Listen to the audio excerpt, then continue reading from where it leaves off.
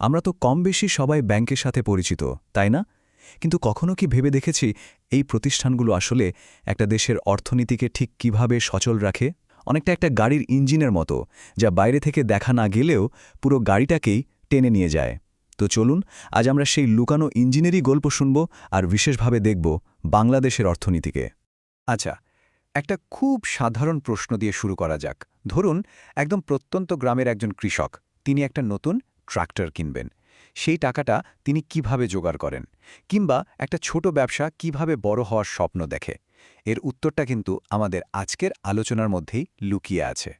এর আসল রহস্যটা কিন্তু কোনো একটা বড় অঙ্কের টাকার মধ্যে নেই, বরং এর শুরু হয় আমাদের সবার ছোট ছোট সঞ্চয় থেকে।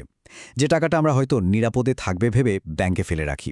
ঠিক যেমন অসংখ্য ছোট ছোট জলের ফোঁটা মিলিয়ে একটা বিশাল নদী তৈরি হয়, ব্যাপারটা অনেকটা সেরকমই।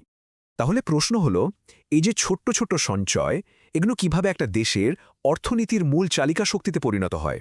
চলুন ব্যাংকের সেই কোর বা মূল ইঞ্জিনটাকে আজ একটু কাছ থেকে দেখা যাক। খুব সহজভাবে বললে, বাণিজ্যিক ব্যাংক আমাদের কাছ থেকে, মানে সাধারণ মানুষের কাছ থেকে কম সুদে টাকা আমানত হিসাবে নেয়, আর সেই জমানো টাকাটাই আবার অন্যদের, যেমন ধরুন ব্যবসায়ী বা উদ্যোক্তাদের, একটু বেশি সুদে ঋণ দেয়। এই যে দুই সুদের হারের মধ্যে পার্থক্য, এটাই হলো ব্যাংকের লাভ। এই প্রক্রিয়াটা দেখতে যতটা সহজ ততটাই কিন্তু শক্তিশালী। ব্যাংকগুলো আমাদের সবার ছোট ছোট সঞ্চয়কে এক জায়গায় করে একটা বিশাল মূলধনের ভাণ্ডার তৈরি করে, আর এই মূলধনটাই হয়ে ওঠে অর্থনীতির আসল জ্বালানি, যা দিয়ে নতুন ব্যবসা চালু হয়, নতুন কর্মসংস্থান তৈরি হয়, মানে নতুন সুযোগের দরজা খুলে যায়। কিন্তু ব্যাংকের কাজ কি শুধু টাকা জমা নেওয়া আর ঋণ দেওয়া? একদমই না। তাদের টুলকিটে আরও অনেক কিছু আছে, যা একটা আধুনিক অর্থনীতিকে ঠিকঠাকভাবে চলতে সাহায্য করে। এখানে দুটো জিনিস একটু বুঝতে হবে। কিছু কাজ ব্যাংক তার নিজের ব্যবসা হিসাবে করে, যেমন আমানত নেওয়া বা ঋণ দেওয়া। আবার কিছু কাজ আছে যা তারা আমাদের বা গ্রাহকদের প্রতিনিধি হিসাবে করে থাকে, যেমন ধরুন আমাদের হয়ে কোনো বিল পেমেন্ট করা বা শেয়ার মার্কেটে কেনাবেচা করতে সাহায্য করা। মানে একটা ব্যাংক একই সাথে যেমন আমাদের দৈনন্দিন কেনাকাটার জন্য ক্রেডিট কার্ড দিচ্ছে, তেমনি একটা বড় কোম্পানি যখন প্রথমবার শেয়ার বাজারে আসছে তখন তাকেও সাহায্য করছে। সহজ কথায়, আমাদের সাধারণ জীবন থেকে শুরু করে দেশের বড় বড় অর্থনৈতিক সিদ্ধান্ত, সবখানেই কিন্তু ব্যাংকের একটা বড় ভূমিকা আছে। কিন্তু ব্যবসা যখন দেশের সীমানা পেরিয়ে আন্তর্জাতিক হতে চায়, তখন কি হয়? ব্যাংক কিভাবে দুটো ভিন্ন দেশের ব্যবসায়ীকে একটা বিশ্বাসের সুতায় বাঁধে? চলুন এবার সেটাই দেখা যাক। দেখুন, আন্তর্জাতিক বাণিজ্যের সবচেয়ে বড় চ্যালেঞ্জ হল বিশ্বাস। যেমন বাংলাদেশের একজন পোশাক রপ্তানিকারক কিভাবে নিশ্চিত হবেন যে আমেরিকার একজন ক্রেতা তাকে ঠিক সময়ে টাকাটা দেবে? এখানে আসে লেটার অফ ক্রেডিট বা এলসি।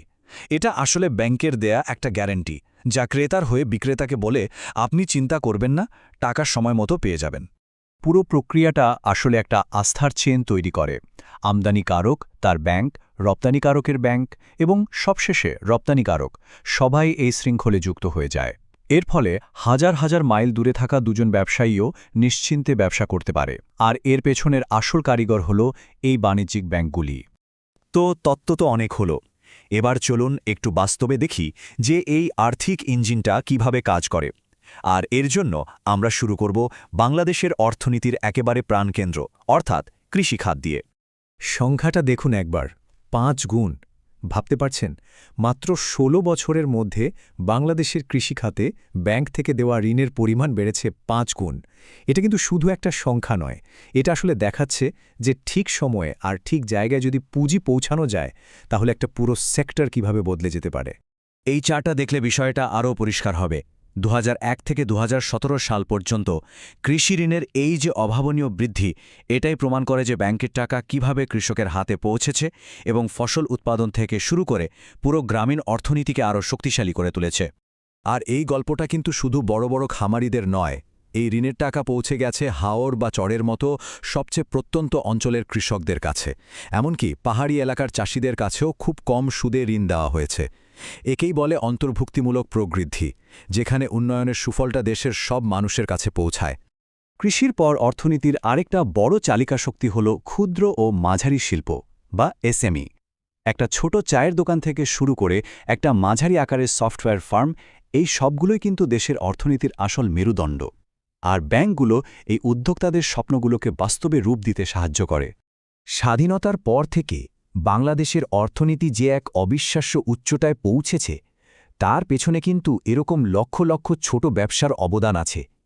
আর এই ব্যবসাগুলো বেড়ে ওঠার জন্য যে জ্বালানি মানে অর্থ সেটার যোগান দিয়েছে বাণিজ্যিক ব্যাংকগুলো। ব্যাংকগুলো এখানে শুধু টাকা দিয়েই থেমে থাকেনি, তারা উদ্যোক্তাদের জন্য বিশেষ প্রশিক্ষণের ব্যবস্থা করেছে, কম সুদের ঋণের ব্যবস্থা করেছে, এমনকি আন্তর্জাতিক মেলায় নিজেদের পণ্য তুলে ধরার সুযোগও করে দিয়েছে।